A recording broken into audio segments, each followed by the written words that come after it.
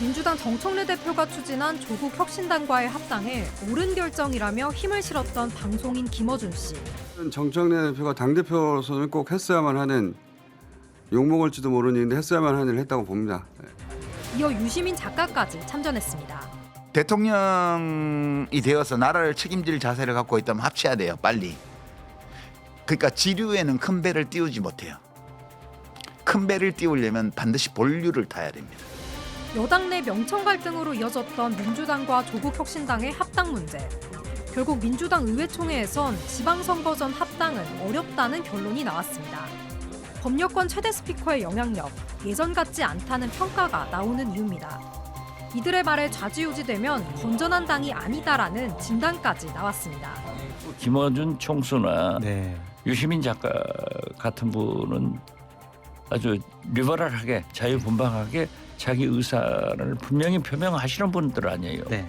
그렇기 때문에 거기에 좌지우지 된다고 하면은 우리 민주당도 건전한 당이 아니에요. 앞서 합당을 반대한 일부 여당 의원들은 두 사람의 실명을 거론하며 비판 불가한 성역이 된 듯하다 나를 세우기도 했습니다. 이를 두고 일각에선 정 대표가 새로운 당원들의 특성을 생각하지 못했다는 목소리도 나왔습니다. 이재명을 보고 들어온 당원들은 문재인 전 대통령과 조국 대표에 대한 부채가 없는 사람들이라는 겁니다. 정청래 대표는 이번 사건과 관련해서 엄청 충격일 것 같아요. 왜냐하면 전력을 다했거든. 다 동원했어. 그냥 핵무기까지 다 동원했어. 김어준, 유시민까지 다 동원했단 말이에요. 보통 그 사람들이 쫙 정리를 하면은 분위기 쫙 글로 몰려가거든요. 근데 의원들이 반발을 많이 하네. 김어준 총수가 얘기했는데 엄청 당황해한 거죠. 네. 그래서 유시민 전 장관에게 SS 쳐가지고 유시민 전 장관까지 등장을 했잖아요. 그런데도 정리가 안 돼. 이거는 정청래 대표의 입장에서는 야, 이거 나에 대한 반감이 대단히 많구나. 내가 연임 쉽지 않겠구나. 이러한 두려움을 주지 않았을까. 근데 정청래 대표가 김어준 씨를 동원한 거예요, 아니면 그 반대예요? 둘 다죠. 뭐 서로 같이 뭐 네. 어떤 분의 표현에 의하면은 주종 관계다 뭐 이런 표현을 쓰는데 설마 뭐 집권여당 대표가 김어준 총수의 뭐 종이겠습니까? 그거는 너무 과한 얘기인 것 같고 네. 두 분은 상당히 좀 밀접한 관계에 있다. 모든 걸 상의한다. 뜻이 맞다. 그렇게 봐야 정청래 되겠죠. 대표는 딴지일보를 민심의 척도로 여기고 당심의 그렇죠. 척도로 여기고 보고 있다. 뭐 이 정도 그렇죠. 본인의 워딩으로 관계를 그러니까 좀 정리를 할까요? 오늘 아침에 제가 박지원 의원님하고 인터뷰를 좀 하고 왔는데 본인은 그거는 민주당의 민주성을 보여주는 거다라고 대단히 긍정적으로 얘기를 하시더라고요. 김어준과 유시민이 등장했는데도 그대로 막 일사불란하게 그 의견대로 따라가지 않고 다른 얘기 나오고 또한 그것들이 의원총회를 통해서 정리한 거 대단히 아름답게 네. 민주당은 민주정당이다 이걸 강조하셨는데 이러한 당내 혼란과 분란을 불러일으킨 정청래 대표는 네. 사과만으로 이 사건을 수습할 수 있다고 생각하는 것은 대단한 착각이다. 마포에 먹구름이 껴 있다라고 말씀을 드립니다. 네.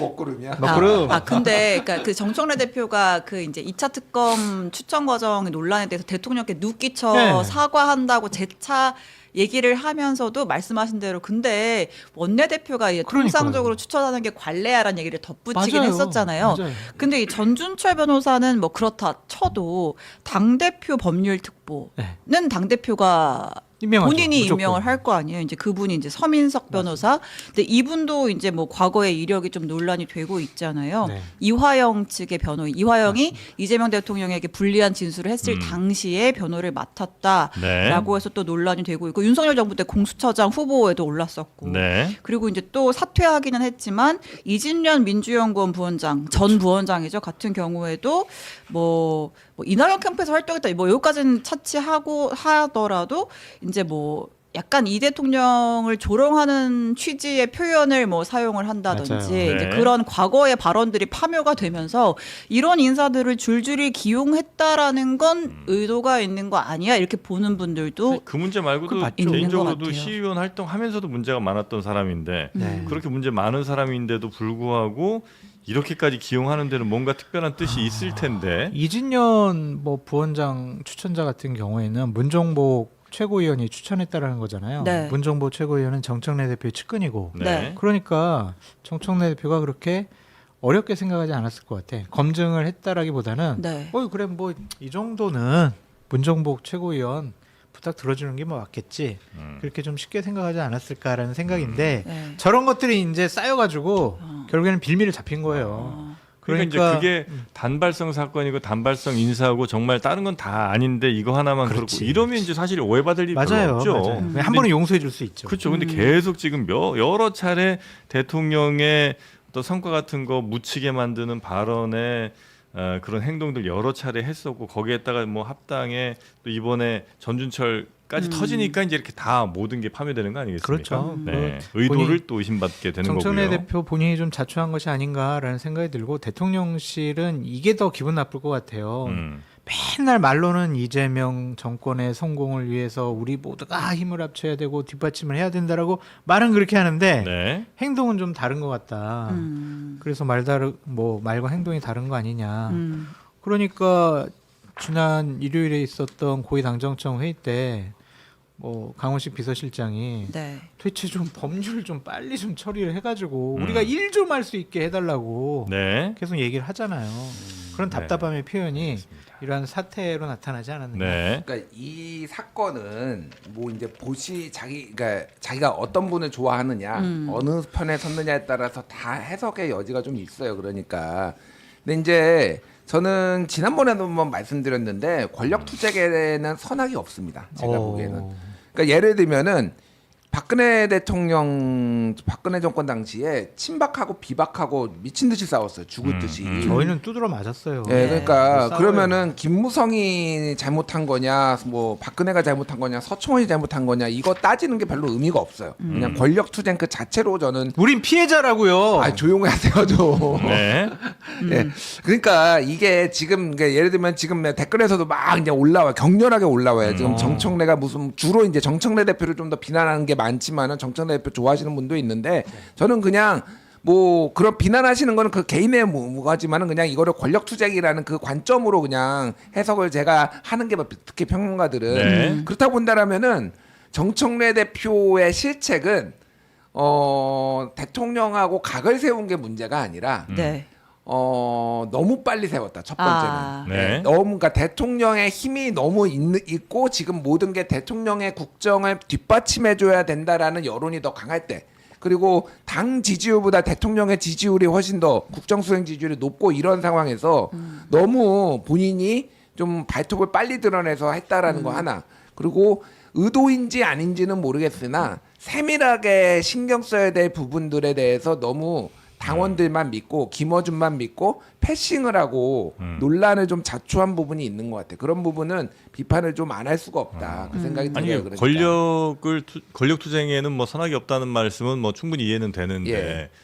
말씀하신 거 진짜 너무 빨랐고 특히나 지금 그냥 단순히 빠른 게 아니라 사실 우리 경제 굉장히 지금 어려운 상황에서 당정청이 하여튼 하나가 돼서 굉장히 빨리 지금 뭘 해야 될 타이밍이잖아요. 그럼 민생에 대해서는 법안 처리도 굉장히 밀어놓고 있다가 그리고 뭐 내란 극복이든 아니면 뭐 비상계엄에 대한 그 상처를 회복하는 굉장히 중요한 시점에 와 있음에도 불구하고 권력 다툼을 혹은 뭐 권력을 더 갖기 위한 그런 투쟁을 한다는 거는 사실 근데 욕먹을 만한 포인트가 아닌가. 그런데 이제 이렇게 생각해 보세요. 그러니까 우상호 정무수석도 지난번에 얘기를 했는데 당청 관계가 뉴 노멀이다. 네. 예전하고 다르다. 당원 주권 시제를 이재명 대표가 열었고 지금 이제 그거를 이제 정청래 대표가 받은 거잖아요. 그러면은 당에서는 또 당이 해야 될 일이 있는 거예요. 네. 예를 들면은 뭐 검찰 개혁, 사법 개혁 이런 거 필요하다라고 하면은 그거를 또 방점을 찍어서 정청래 대표는 한 겁니다. 그러니까 제가 뭐 정청래 대표를 옹호할 필요도 없고 저는 그 비판도 되게 많이 했어요. 그러니까 하지만은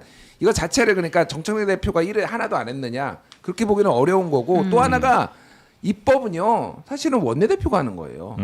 예, 뭐 당대표도 약간 이게 두 사람의 어떤 역할 분담이 모호하긴 하지만 기본적으로 원내대표가 해야 되는데 지금 민주당 상황을 보면은 김병기가 큰 사고를 쳐가지고 그 퇴진하고 뭐 이렇게 오랫동안 이 원내가 마비됐고 한병도 지금 새 신임이 왔지만은 지금 뭐 이런 상황이 그러니까 이 이게 지금 뭐 입법이 빨리 안 되고 이런 거를 오직 정청래에게만 지금 책임을 물을 수 있느냐 그런 거죠 그러니까. 책임을 물어야죠.